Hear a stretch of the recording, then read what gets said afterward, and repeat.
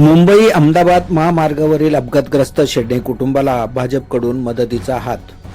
18 मे रोजी मुंबई अहमदाबाद महामार्गावरील धानिवरी येथे झालेल्या भीषण अपघातात अनेकांनी आपले प्राण गमावले।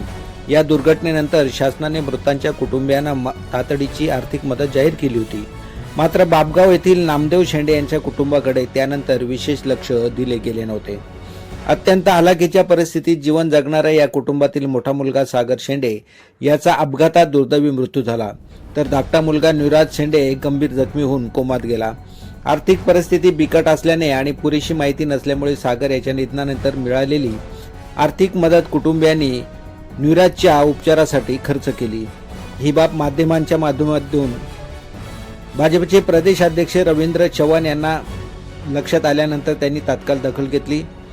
त्यांच्या सूचनेनुसार जिल्हाध्यक्ष भरत राजपूत आणि खासदार हेमंत सावरा यांच्या मार्गदर्शनाखाली न्यूराज शेंडे याला वेदांत हॉस्पिटलमध्ये दाखल करण्यात आले। तसेच भारतीय जनता पक्षाच्या वतीने शेंडे कुटुंबाला आर्थिक मदतही देण्यात आली। याशिवाय शेंडे कुटुंबाचे मोडकळीस आलेले घर दुरुस्त करून देण्याचा निर्णयही भारतीय जनता पक्षाने घेतला आहे।